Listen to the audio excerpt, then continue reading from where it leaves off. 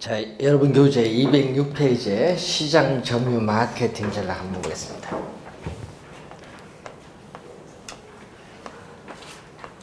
자, 시장 점유가 나온 거 보니까 이것은 시장을 점유한다. 말 그대로 또는 누구 차원이냐면 공급자.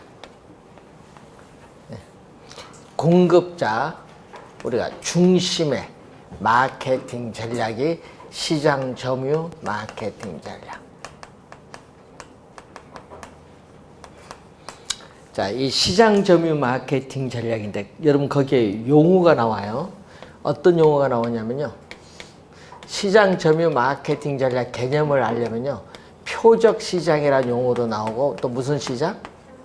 틈새 시장이 나와요. 표적 시장, 타깃이시죠. 그래서 표적 시장은 가장 좋은 시장 기회를 제공해 줄 수 있는 시장이에요. 뭐 목표 시장이라고도 하죠. 가장 좋은 시장 기회를 제공해 줄 수 있는 시장. 틈새는 니치 마켓이라고 해요. 틈새 시장은 틈새 시장 여기 많이 들어보죠. 뭐 틈새 라면도 있대요. 아유, 보니까 있더라고요. 예? 먹어보지는 않지만 틈새 라면도 있는데 여러분 틈새 시장이 있어요. 그래서 우리 이 대표적인 틈새 시장이 뭐냐 하면요. 과거에 우리 TV 광고를 보면요. 우리가 이덕화 씨와 유인촌 씨가 나오는 여기에 있어요. 광고. 옛날에 보면은 그래서 BYC 트라이 광고 다 흰 거야, 흰 거. 네? 흰색이에요. 그런데 여기에서 왜 우리가 흰색이 되냐? 거기에 반란을 일으켜서 색깔을 도입을 한 거야. 틈새로 딱 도입해서 우리가 시장 점유율 20%를 차지한, 네? 그게 바로 여러분 뭐냐? 보디가드입니다. 보디가드. 기억나시죠? 네. 주병지. 예, 그거예요. 그러니까 그게 틈새 시장 들어온 거예요. 틈새 시장. 우리 음료 하면은 양대산맥 옛날 보면 롯데, 혜태, 양대산맥 여기서 이제 틈새 시장에 들어와서 그 자리 잡아서 성공한 우리가 비락, 식혜, 식혜. 그 엄청난 돌풍을 일으켰습니다. 예? 그 회사 인수를 1억 했거든요. 그때 당시. 예? IMF 그때 1억에 인수한 거예요. 그러니까 1억 인수해서 대박 친 거지. 근데 그걸 조사하는데 79학번인데 그거 조사하는데 한 1년 넘게 조사를 했어. 시장조사 분석을. 예? 틈새 시장에 들어오는 거예요. 그 틈새 시장이라는 게 상당히 중요해요. 틈새 시장에 개입을 해서 뭐를 시장 점유율을 뭐 한다? 높이고자 하는 전략. 이게 무슨 전략? 시장 점유 마케팅 전략. 자, 그럼 시장 점유 마케팅 전략은 크게 두 가지가 있어요. STP 전략, 그리고 마케팅 믹스라는 게 있어요. 자, 이 마케팅 믹스는 목표로 하는 시장에 도달하기 위해서 여러 가지 마케팅 요소를 조합을 하는 걸 말하는데, 이거 몇 개를 조합해요? 네 가지를 조합. 4P를 믹스, 혼합한 전략이다. 그러면 이 P가 몇 개다? 4개. 4개. 그래서 요거는 원어를 알아야 돼요. 플레이스 단어 있고 또 프로덕트, 프라이스, 그리고 프로모션. 이 P가 여기서 4개야. P. 자, 그러면 이제 프레이스 용어가 여러분 어려워서 시험에 자주 나오는데 유통 경로 전략입니다. 유통 경로 전략. 자, 부동산 개발 회사가 직접 분양을 하는 직접 유통 경로 전략도 있지만은 부동산 중개업소를 통해서 분양하는 간접 유통 경로 전략이 있어요. 중개업소를 통해서 분양하는 거. 이것도 3년 전에 또 출제를 했습니다. 프로덕트는 무슨 전략? 이거는 제품 전략. 제품 전략 하면 요즘에 뉴스 많이 나오죠. 뭐 3타입 형태에 있어서의 뭐죠? 평면, 뭐 설계, 평면 설계. 뭐 지상의 주차장을 요즘은 뭘로 가요? 최근에는 지하화한다든지 이런 것은 전부 우리는 제품 전략과 관련해 있어요. 가격 전략이죠. 프라이스는. 가격 전략은 뭐죠? 제품의 품질에 비해서 가격은 저렴하도록 하고요.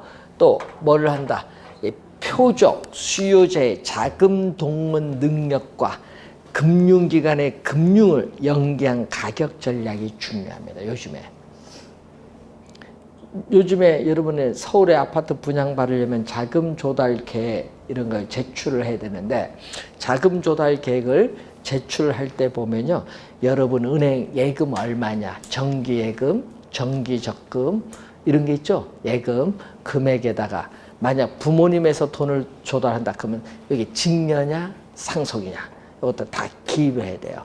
그리고 금융기관에 이미 주택담보대출 받은 금액이 있느냐, 있느냐, 그런 것도 적어야 되고, 그럼 기존 주택 보유하고 있냐 이런 거 다 체크를 해야 돼요. 그러니까 이걸 뭐 한다, 금융기관이 까다롭게 할 수밖에 없는 게 이걸 국세청이 통보를 해요.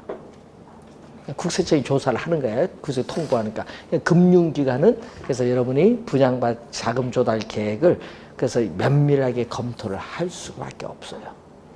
융자받기가 그럼 더 어려워지죠. 그러다 보니까 이 가격 전략이 상당히 중요해요. 그래서 서울의 아파트 요즘 분양 가격이 뭐 10억 넘어간다. 10억 넘어가면 그걸 분양받을 수 있는 사람이 많이 없다는 거예요. 왜? 비싸고요. 이미 전세 금액에다가 뭐 이렇게 하는데 그렇게 해서 받을 사람이 거의 많이 없다고 이렇게 하대요. 그러다 보니까 어떻게 돼요? 분양은 했는데 뭐가 돼? 계약이 체결이 안 되는 거예요. 왜? 아까 있잖아. 무주택?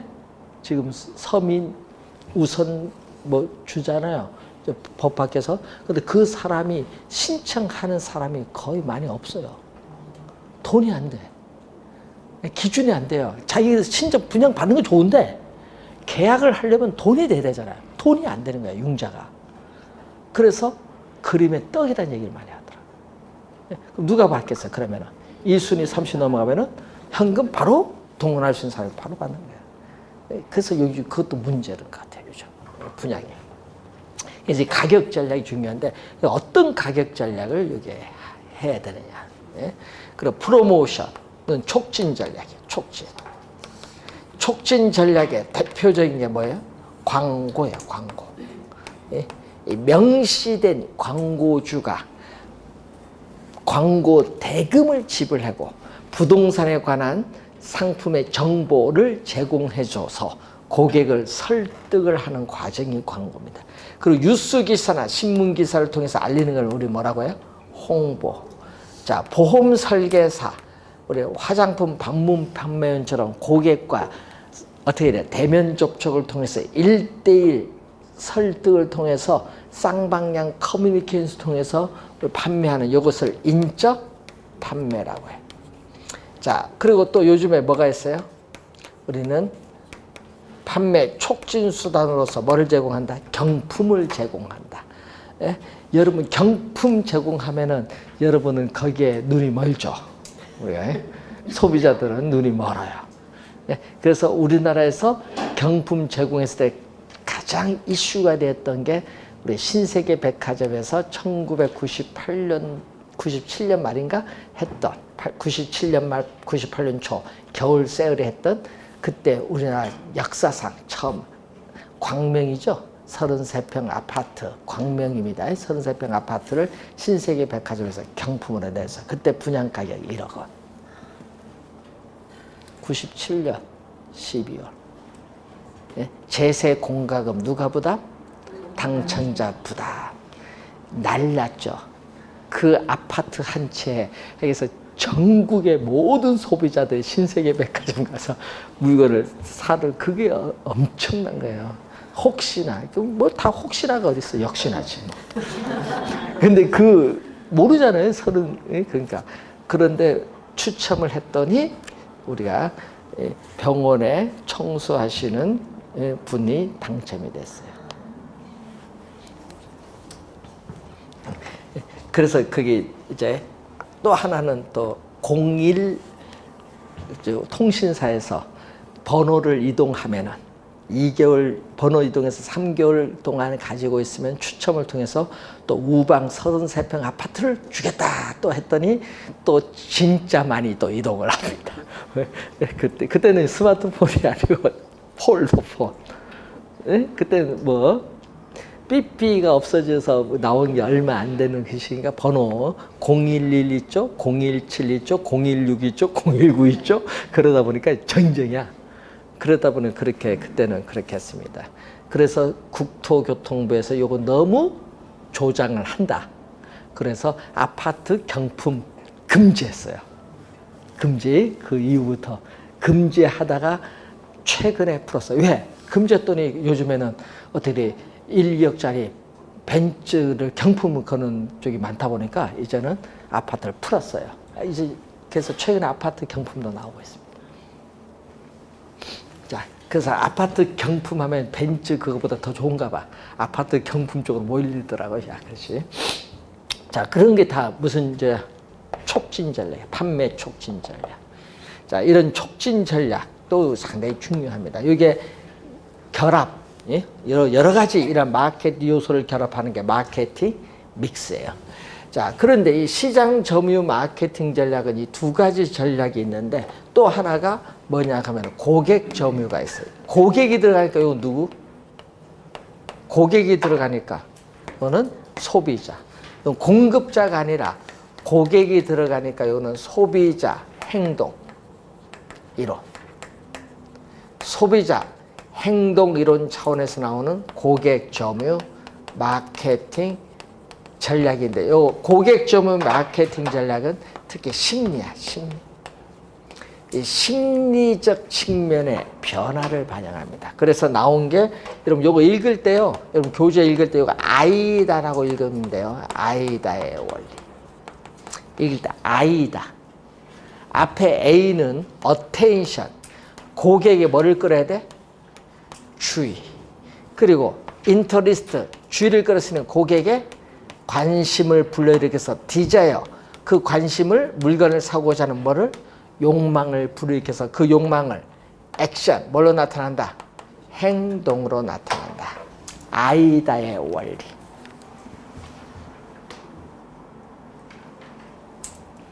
자, 고객의 상품의 구매 의사결정 과정에 이렇게 가거든요. 각 단계에 있어서 소비자와의 뭐를? 심리적 측면의 요거죠. 변화를 강조하는 거예요. 네? 그래서 어떻게 그래요? 전달하고자 하는 메시지의 톤이나 강도 등을 조절해서 마케팅 효과를 극대화하는 게 고객 점유 마케팅 전략. 네? 구매 의사 결정의 각 단계에서 심리적 측면에서의 변화를 강조하는 겁니다. 자, 그리고 또 하나가 뭐가 나오죠? 관계 마케팅 전략. 자, 관계 마케팅 전략은 소비자와 생산자 간의 일회적이 아닙니다. 일회적이 아니라 장기적이고 지속적인 상호 관계를 중시하는 전략으로서 뭐와 관련이냐? 관계 마케팅 전략은 브랜드와 연관되어 있다. 브랜드. 브랜드가 뭐예요? 상표죠. 브랜드, 상표. 자, 상표.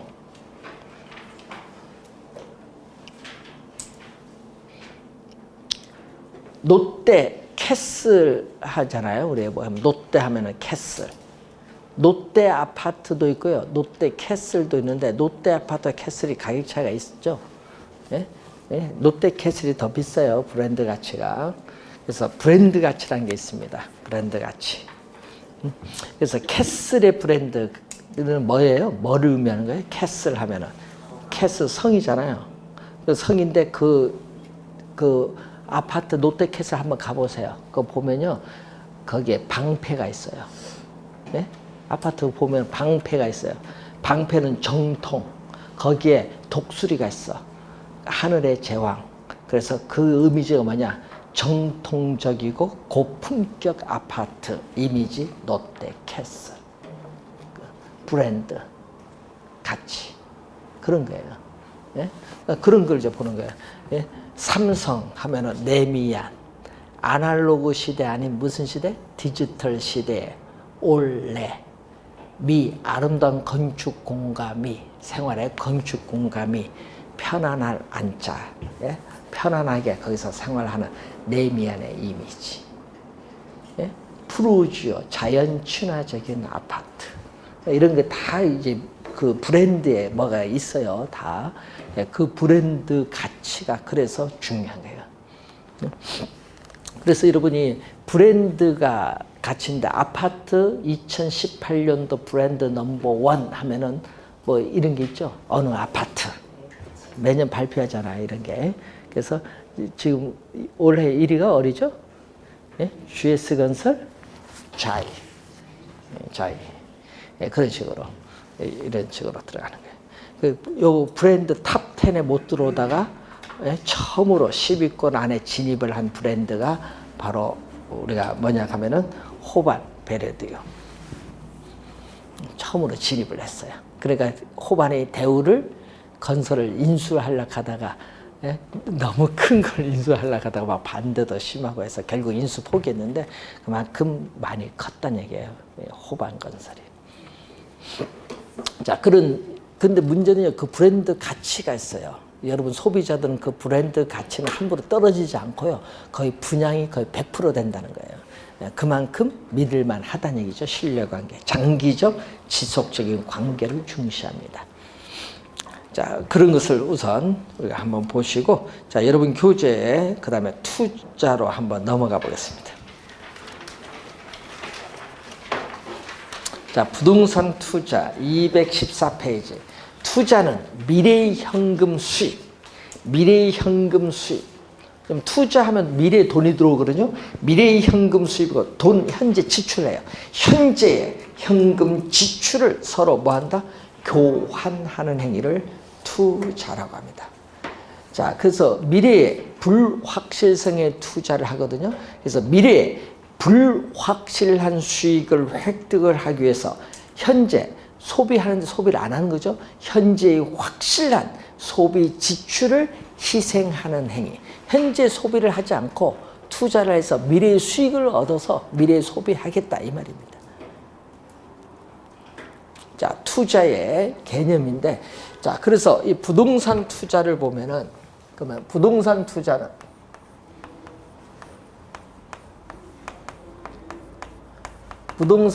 투자는 부동산을 뭐 하죠? 취득을 해요. 취득을 할 때는 뭐가 있다? 총 투자한 금액이 있겠죠.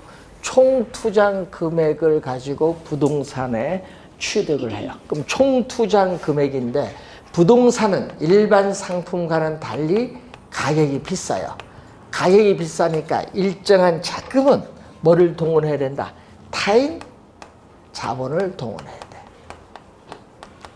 일정한 자금은 이렇게 타인 자본을 동원을 해야 된다. 여러분 전액 타인 자본 없이 전액 내 돈 갖고 투자하겠다. 그러면 평생 못 살 수도 있어. 왜? 투자 자금 모으는데 시간이 오래 걸리는데 문제는 모으는 시간 동안 가격은 계속 오르거든. 그러니까 결국 못 살 수도 있어요. 예? 그래서 일정한 자금은 뭐가 필요한다? 타인 자본 조달이 그래서 필요한 거예요. 이때 용어 이제부터 주의해야 되는 게 자기 자본을 다른 말로 지분 또는 우리는 지분 투자액이라고 해요. 자기 자본을 지분 또는 지분 투자액이라고 해요. 예? 근데 타인 자본은 두 가지가 있어요. 이자가 없는 무이자, 이자가 없는 타인 자본. 자, 여러분 전세 계약, 상가 임대차 계약 만료했을 때 우린 전세금이나 보증금을 돌려줄 때 이자를 어떻게 돼요? 붙여서 돌려줘요? 아니죠. 그러니까 이자가 없어요. 전세금, 보증금은 이자가 없어요. 무이자, 이자가 없는 타인 자본이에요. 그런데 이자가 있는 게 있죠. 이자가 있는 타인 자본은 뭐를 하죠? 금융기관의 대출금이야. 금융기관의 대출금을 우리는 전문 용어로 저당 투자액이라고 해. 금융기관의 대출금을 전문용어로 저당 투자액. 이자가 있죠. 대출을 받게 되면은. 자, 이렇게 해서 타인 자본을 조달하는 것이 일반적인데 이렇게 해서 총 투자한 금액을 투자를 해서 취득을 해요. 취득을 하면은 보유 기간 동안에 부동산을 뭐 하죠? 운영을 해서 일정 기간이 지나면 부동산을 뭐 한다? 처분을 해요. 자, 그럼 부동산 투자의 장점은 보유 기간 동안에 운영하면서 뭐가 발생한다? 임대료 수입이 발생하죠. 임대료 수입이 발생하는데 이것을 여러분 시험 문제는 임대료 수입을 안 내죠. 뭘로 낸다? 전문 용어. 소득 이득이란 용어로 출제해요. 전문 용어. 소득 이득이 임대료 수입이야. 보유 기간 동안.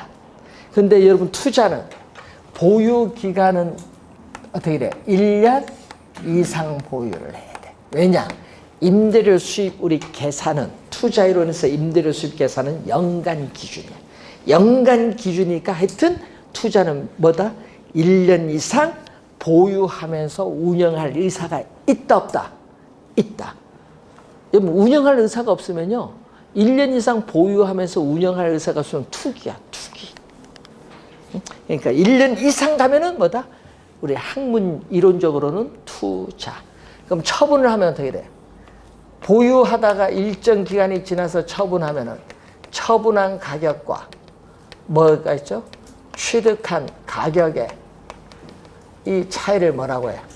이 차이를 처분 가격과 취득 가격의 차이, 부동산 가격 상승에 따르는 뭐가 발생했다?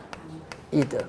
부동산 가격 상승에 따른 이득이 발생했잖아요. 이것을 부동산 가격 상승에 따른 이득을 우리는 뭐라고 한다? 전문용어로 자본이득. 그래서 부동산 투자의 장점은 어떻게 돼요?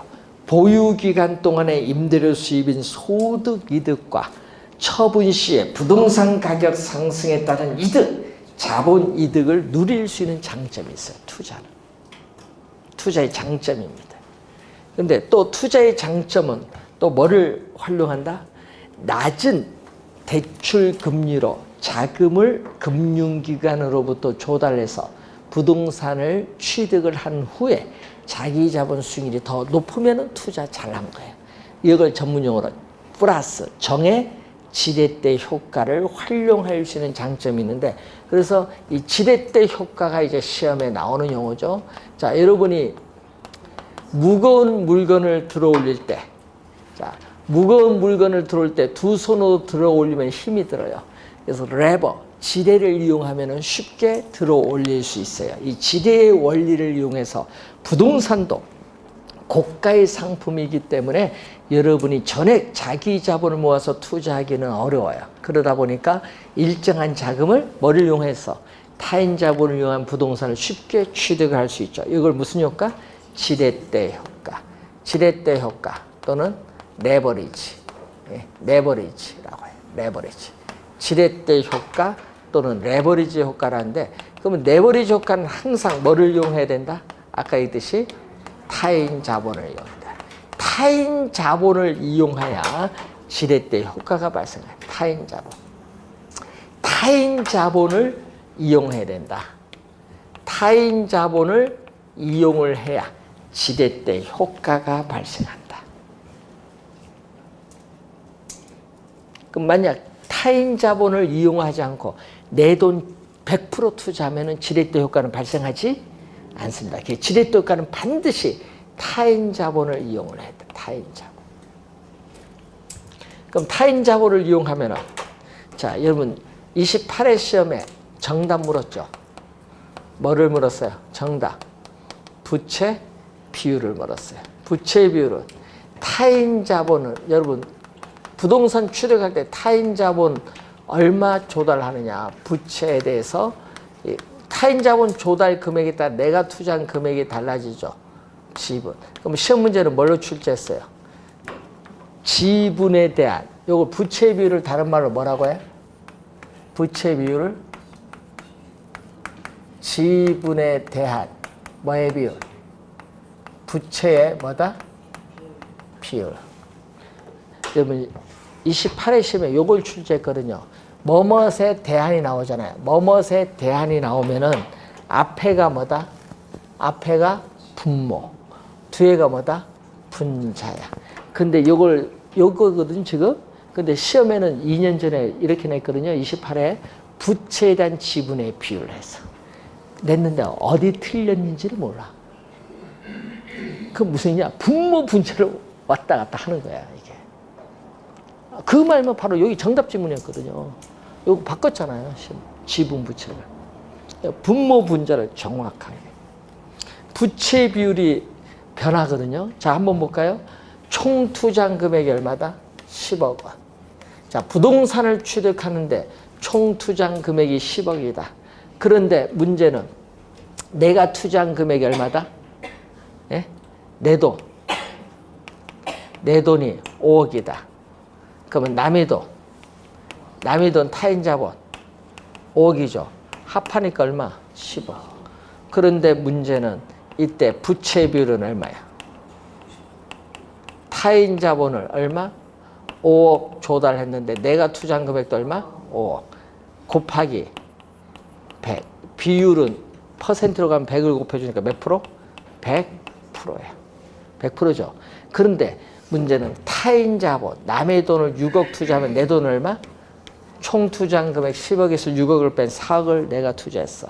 그러면 부채 비율은 얼마? 내 돈은 4억이고 남의 돈은 얼마? 6억. 곱하기 100을 해주니까 2분의 3이죠. 150%. 이렇게 부채 비율이 뭐 할 수도 있어요? 타인 자본을 더 많이 조달하면 부채 비율이 올라가죠? 높을 수도 있어요. 높을 수도 있고. 만약에 내 돈은 얼마? 8억. 많이 투자했다. 남의 돈은 2억이다. 그럼 얼마? 8억. 2억이니까 얼마? 4분의 1이죠. 곱하기 100 하니까 몇 프로? 25%. 이제 남의 돈을 적게 조달하니까 뭐가 돼? 부채 비율은 낮아지는 거예요. 그러니까 부채 비율은 타인 자본을 얼마 조달하느냐에 따라서 높아질 수도 있고 낮아질 수도 있어요. 이 부채 비율이 변화를 가져와요. 그러니까 이 타인 자본을 이용함에 따라 부채 비율의 변화를 가져오거든요. 이 부채 비율이 변화함에 따라 뭐가 달라지냐면요. 지분 수익률이 달라져. 여러분이 25회, 27회, 29회 계산 문제가 시험 지문에 나왔죠. 올해 시험도 계산 문제 나왔죠. 지분 수익률. 자기 자본에 대한 수익률이에요. 자기 자본에 대한 수익인데 분모는 뭐죠? 분모는 지분 투자액. 지분 투자액은 뭐다? 자기 자본. 자기 자본에 대해서 자기 자본에 대한 대가. 자기 자본에 대한 대가를 우리 뭐라고 하죠? 세금을 납부하기 전 세전 현금 수지. 세금을 납부하기 전 세전 현금 수지인데, 자, 이 세전 현금 수지는 순 영업소득. 순 영업소득은 뭐다? 순수익. 순수익. 순 영업소득은 순수익에서 부채 서비스액. 여러분 부채 서비스액은 또 2년 전에 또 출제했어요. 28회. 부채 서비스액이 뭐냐 하면은 원리금 상환액. 자, 여러분이 원리금 상환액이 또 뭐냐 하면은 대출금에 대해서 매월 갚아 나가는 원금 플러스 뭐다? 이자. 근데 시험 문제는요. 부채 서비스액은 원금 상환액만을 말한다. 맞아요? 틀려요? 틀렸죠. 그게 2년 28회 정답지. 개념 알면은 답이 딱 보여요. 개념을 몰라서 막 틀리는 거야. 요 개념도 24회도 출제했고 27회도 출제했죠. 말로 나와요. 말로. 뭐를? 세전 현금 수지를 지분 투자액으로 나눈 것을 지분 수익률이라고 한다. 맞죠? 그렇게 출제를 하는 거예요. 근데 그 말로 출제하는데도 막 틀려요. 왜 틀린 줄 아세요? 분모 분자 우선 뭐가 뭔지 모르고요. 그리고 어떻게 돼? 투자에 수식만 나왔다 하면 포기야. 네? 숫자도 안 나왔는데 포기야. 그래서 여러분에게 출제 위원들은 함정을 타는 거예요. 그래서 투자 공부 안 하기 때문에 오히려 더 쉽게 내버려. 원래 시험에도 투자 이론 쉬웠어요. 예? 공부 안 하니까 바로 수식으로 말로 출제해버린다니까요.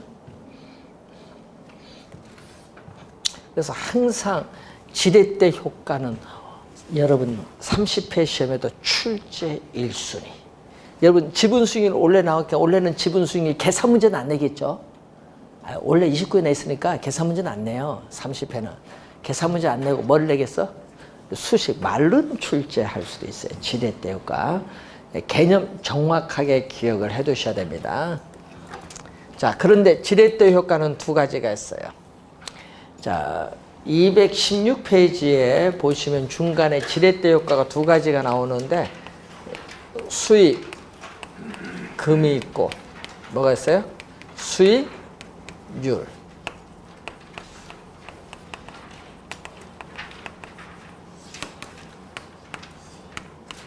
두 가지. 이 금이 나왔거든요. 수익금. 수익금이 나오면요. 요거는 전세금.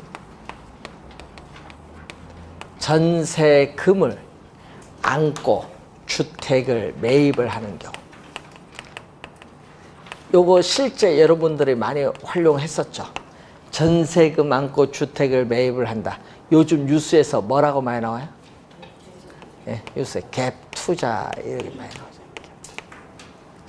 갭 투자. 이게 수익금 지렛대 효과예요. 이때 전세금이 금융기관으로부터 융자를 받은 것과 똑같은 효과를 주는 거예요. 그래서 전세금을 안고 주택을 매입을 하는 것도 뭐를?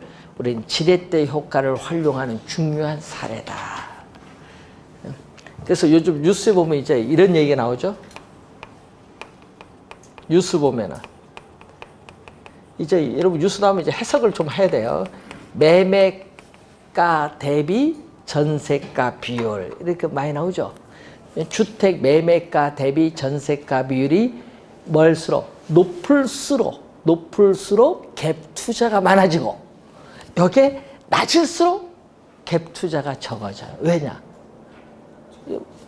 매매 가격이 5억인데 전세 가격이 예를 들어서 4억이다. 융자는 없다고 보고 그러면 얼마만 있으면 돼요? 1억 투자하면 돼요. 1억 있으면 5억짜리 주택 내 거야. 전세금 안고 샀어요. 그런데 2년 뒤에 전세가 2년이잖아요. 그럼 2년 뒤에 5억 주고 샀는데 이 5억 주고 산 아파트가 8억이 됐다. 그럼 얼마 번 거예요? 세금 없다고 보고 아무것도 없다고 보면 3억 벌어져 단순히. 그럼 1억 투자해서 2년 만에 3억 버는 거 여러분 대한민국에 어느 금융상품 없어요. 부동산이 유일하게 가능해요. 이렇게 해서 여러분이 재산 증식의 수단으로 많이 과거로부터 활용한 게 뭐다? 수익금 지렛대 효과예요.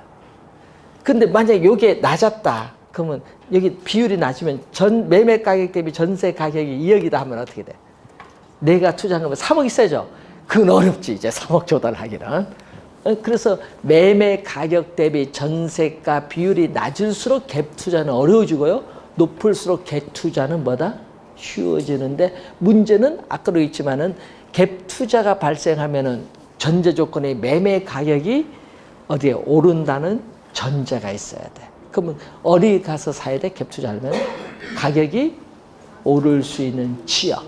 그 지역에 가서 사야겠죠.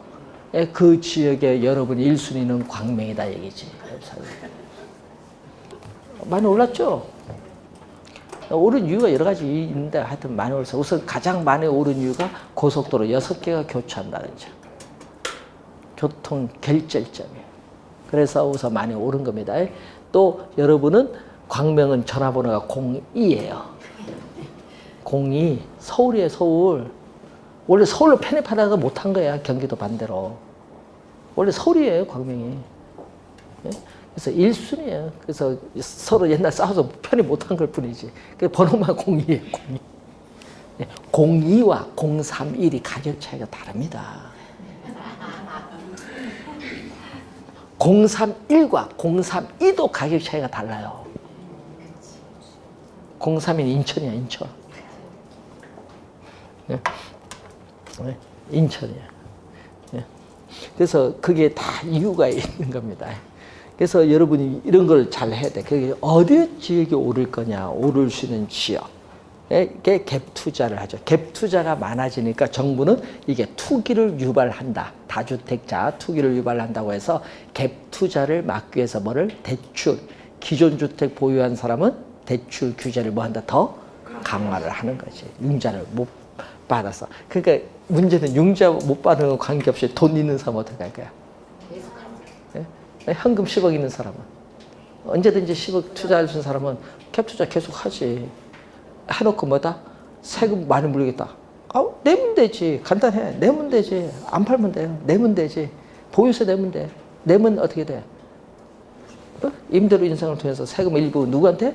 임차인에게 떠넘기면 되는 거니까. 그러니까 정부가 세금을 함부로 많이 못 올려요. 임차인에게 전가되니까. 그래서 이제 정부가 고민을 많이 하는 거지. 세금에 있어서. 그래서 전세금을 안고 주택을 매입을 한다. 이런 걸 여러분이 잘 하셔야 되는 거예요. 예? 여러분 10년, 98년 IMF도 공부했으면 여러분이 지금 예? 이 자리가 아니라 예? 벌써 복부인이 됐는데. 예? 예? 그래서 이걸 잘 하셔야 돼요. 이제 투자는. 수익, 전세금 안고 주택을 매입했습니다. 그런데 문제는 수익금 지렛대 효과인데 아까 얘기했듯이 1억 가지고 3억 벌 수도 있거든요. 2억 벌 수도 있는데 1억을 가지고 은행 정기금 놔둬서요. 20년 놔둬봐야 지금 얼마 됐을까요? 얼마 못 됐을 거예요.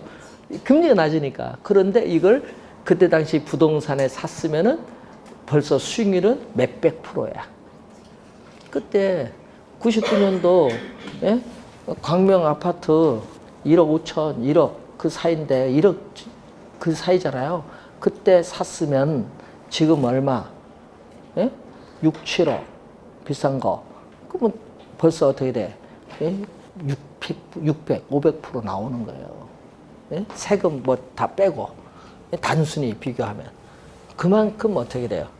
부동산이 그만큼 갭 투자가 수익률이 높다는 거예요. 그러니까 사람들이 너도 나도 갭 투자를 많이 했던 거지. 뭐. 자, 그런 거 있고 수익률은 퍼센티지 비교하는 거. 여기는 몇 가지? 여러분 교재 3가지. 플러스 정의 지렛대 효과. 또 뭐가 있죠? 교재 중립적. 또 뭐가 있다? 마이너스의 지렛대. 여기 교재 보시면 돼요. 그 표에 있습니다. 교재. 이때 정의 지렛대 효과를 얘기거든요. 지분, 자기 자본에 대한 수익률이 뭐보다 종합 수익률 나오고 또 금융기관의 저당 수익률이 나와요. 여러분 금융기관의 저당 수익률은 주택담보대출금리입니다. 주택담보대출금리예요. 그럼 아까 낮은 금리로 조달해서 내 수익률을 높이라. 그럼 이렇게 된 것은 투자 잘한 거. 그러니까 투자의 장점은 뭐를 누려라? 정의 지렛대 효과를 누려라. 응? 그런데 이게 같았다. 대출금리와 자기자본 수익률이 같았다. 그러면은 중립적. 근데 융자를 받아서 투자를 했는데 자기자본 수익률이 오히려 떨어져서 대출금리도 못 갚는다. 그럼 이거 손실을 보는 거야. 투자 잘못한 거야. 그러니까 우린 투자는 요걸 누려야죠. 이때 종합수익률을 뭐라고 하죠? 종합수익률을 총투자수익률.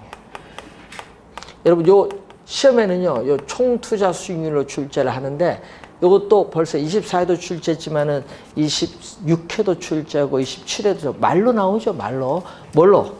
순영업소득, 순수익입니다. 순영업소득, 순수익을 뭘로 나눠줬다? 총투자한 금액으로 나눠줬다. 여러분 총투자한 금액이 10억인데 순수익이 1억이다. 그러면 몇 프로?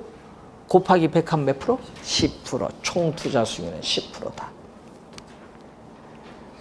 자, 요 내용이 진짜 시험에 많이 출제가 되는 내용입니다.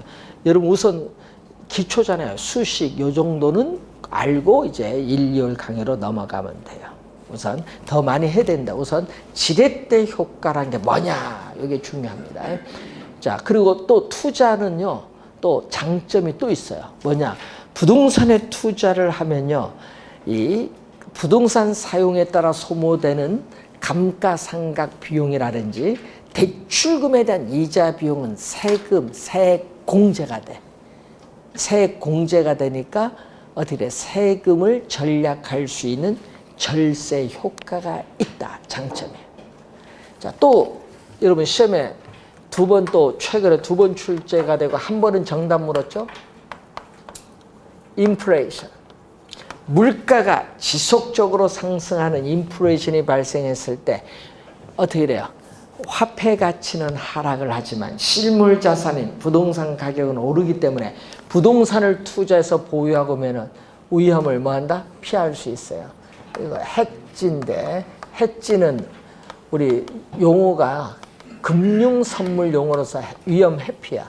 그러니까 인플레이션이 발생했을 때 위험을 회피시켜주는 수단으로서 실물 자산인 부동산을 투자해서 보유하고 있으면은 실질적인 구매력을 보호받을 수 있기 때문에 유리하다. 즉 인플레이션을 방어하는 효과가 있다. 이 지문을 또 말로 출제를 많이 합니다.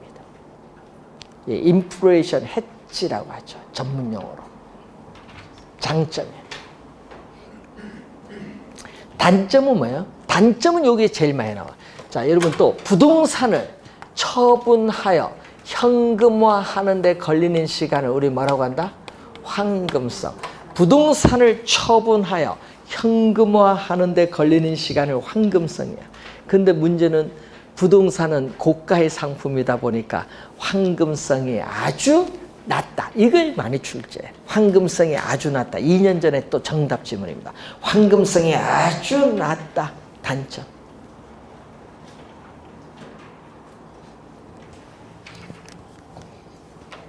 또 여러분 우리 부동산 하면 이런 말 또 자주 나오대요. 발품을 판다라는 얘기를 많이 해요. 실제 발품 판다는 것은요, 부동산을 구매하는데 시간과 노력이 많이 들어. 왜? 현장에 가서 확인을 해야 되니까. 시간, 노력 많이 들어요. 또 중개 수수료, 중개 보수죠? 중개 수수료, 이 중개 보수와 법적 수속에 따른 비용도 뭐한다? 많이 들어. 즉 이거 거래 비용인데 거래 비용이 많이 든다는 또 단점이 있어요. 일반 상품에 비해서. 또 위치가 고정되어 이동하지 못하다 보니까 정부나 지방자치단체의 행정적 규제, 또 법률적인 규제, 뭐다? 많다. 단점이지. 규제가 많아요. 뭐 툭하면 바꾸잖아요. 규제. 그런 건 단점. 그래서 장단점은 암기하지 마시고요. 이거 가벼운 마음으로 어떤 게 장단점인가 한번 생각해 주시고, 특히 장점에 뭐를 활용을 해야 된다? 지렛대 효과라는 용어는 꼭 잘 기억을 해 두셔야 되겠습니다. 자, 여러분 교재에 이제 넘어가서 217페이지에 화폐의 시간 가치가 있습니다.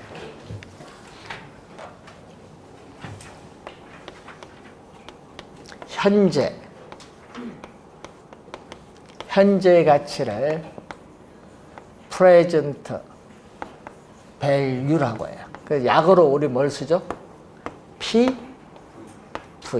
현재 가치. 자, 그럼 현재 돈의 가치 1억이에요. 현재 돈의 가치 1억인데 이게 5년 후에 미래에 얼마가 될까요? 미래 가치. 미래 가치는 뭐죠? future value. FV 약어로. 자, 현재 1억 원이 5년 후에 미래에 얼마가 되겠느냐 물으면 1억보다 많아요. 왜? 이자가 붙으니까. 예? 5년 또 이자 붙잖아요. 뭐를 적용한다? 이자율을 적용해서 뭐 한다? 우리는 할증을 하지. 그러니까 현재 1억보다 5년 후에 1억이 더 많지. 이자율을 적용하니까. 그런데 여러분 5년 후에 1억이 현재 얼마냐 하면 1억보다 작아요. 왜 작아요? 여기서 여기 올 때는 뭐를 또 적용한다? 할인율. 예? 또 뭐를 적용? 할인율을 적용해서 뭐 한다? 또 할인을 하기 때문에 그래. 디스카운트. 자, 여러분 옛날에 보면 우리 하청업체가 납품을 했어요. 그래서 원청업체로부터 어음을 1억 원 받았어요. 그런데 하청업체는 이걸 갖고 종업원 임금도 줘야 되고 원자재 비용도 지불해도 가다 보니까 1억을 어디에 어음 할인 시장 가서 할인을 해요.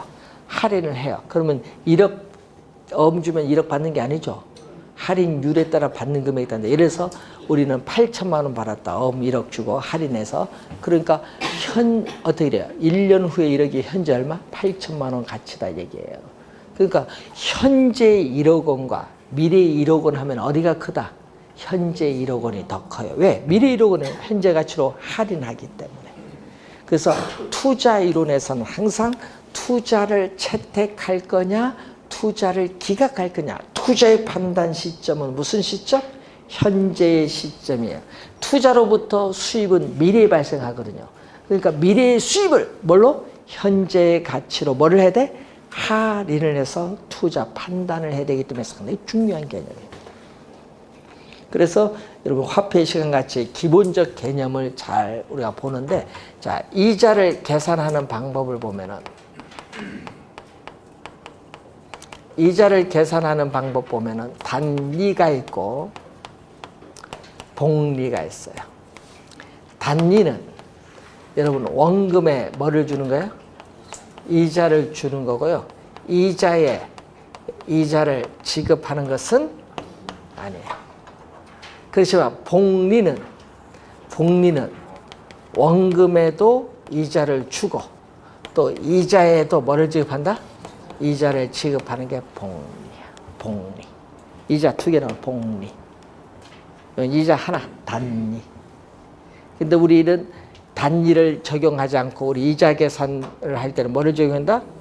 현실 복리를 적용한다. 근데 올해 출제하니까 단리 복리 모르신 분이 있더라고요. 시험 지문에.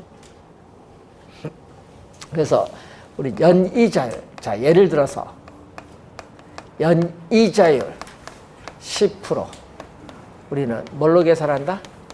이자는 복리로 계산을 했을 때. 자, 예를 들어서 현재의 가치, 프레젠트 밸류가 100만 원이다. 자, 현재 100만 원이다. 그럼 1년 후에는 얼마일까요? 1년 후에는 원금은 100만 원이고 이 100만 원에 연이자 몇 프로? 10%. 여기 이자야. 원금 이자를 대주면 돼요. 자, 그럼 100만 원이라는 공통되는 숫자를 이렇게 묶어내면 괄호로 묶죠? 1 플러스 0.2죠. 100과 1을 곱해주면 100이고 100과 0.1 곱해주면 요거죠. 요 플러스는 여기로 들어오는 거고. 괄호로 묶었어요. 그래서 여기 얼마? 100만 원에 10만 원 더해주니까 110만 원이야. 자, 그 무슨 얘기냐? 현재의 100만 원이 1년 후에는 얼마? 110만 원의 가치가 있다. 그러면 다시 1년 후에는 얼마? 1년 후에는 원금이 다시 얼마? 110만 원. 이자는 다시 10% 더해주면 되죠. 자, 110만 원. 또 공통되는 숫자를 묶어내면 1 플러스 0.1인데 자, 이 110만 원짜리 요 숫자를 넣어주면 돼요. 그러면 얼마? 100만 원 곱하기 1 플러스 0.1이 하나, 둘 곱해줘요. 둘 곱해주니까 얼마냐? 요거 제곱. 1년 후일 때는 1승이고 2년 후일 때는 제곱이에요. 그래서 121만 원이 나와요. 자, 복리 계산인데 121만 원이 나온 거예요. 무슨 얘기인 줄 아세요? 자, 예? 여기 100만 원에 어떻게 돼요? 우리가 이자가 붙잖아요. 지금 이자가 얼마? 10만 원 붙었죠? 이 10만 원 이자잖아요. 10만 원에 다시 이자 붙잖아요. 10만 원에 다시 얼마? 10% 만 원이 이자 더 붙었어요. 그러니까 121만 원이 되는 거예요. 그래서 여러분 이자에도 뭐를 지급하는 거야? 이자를 지급해. 복리 계산으로 가면. 단리는 120만 원이에요. 예? 복리는 121만 원. 예? 우리 복리 계산 가거든요. 이런 식으로 가면은 N년 후에는 얼마? N년 후에는 100만 원 곱하기 1 플러스 0.1의 N승. 이게 원리가 이렇게 나와요. 원리. 그러면 FV는 미래 가치, 연이자율 R 퍼센티지 몇 년? N년 후의 미래 가치는 100만 원은 무슨 거? 100만 원은 현재의 가치 곱하기 1 플러스 0.1은 이자율 R N 기간.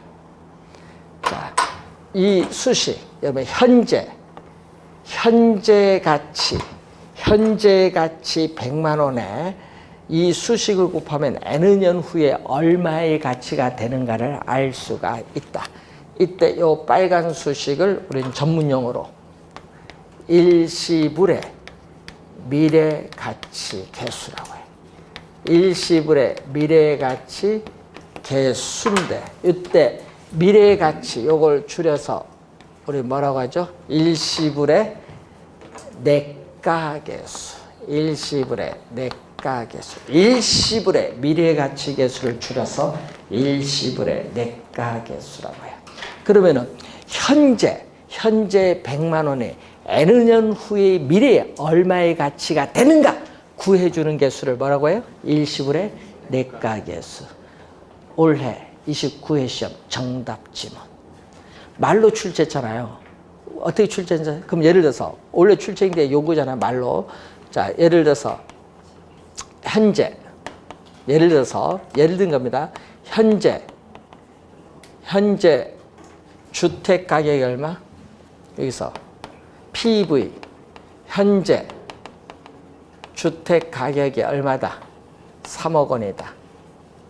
3억 원인데 우리는 5년 후에 주택 가격이 얼마가 될 건가 모르겠다. 5년 후에 주택 가격 얼마가 될 것인가. 자, 현재 주택 가격이 3억 원인데 5년 후에 주택 가격이 얼마가 될 것인가를 구하기 위해서는 뭐를? 요걸 곱해주면 되잖아. 뭐를 곱해주면 돼? 요 수식. 요 수식. 뭐? 1 플러스 R에 몇 년? 5년. 요거잖아요. 그러니까 시험 문제 뭐 해놨어요? 현재 주택 가격이 3억 원인데 5년 후에 주택 가격을 구하기 위해서는 일시불의 미래가치 계수를 어떻게 해요? 활용할 수 있다. OX. 맞죠? 그게 원래 정답. 개념을 묻어요. 그러니까 무슨 얘기냐?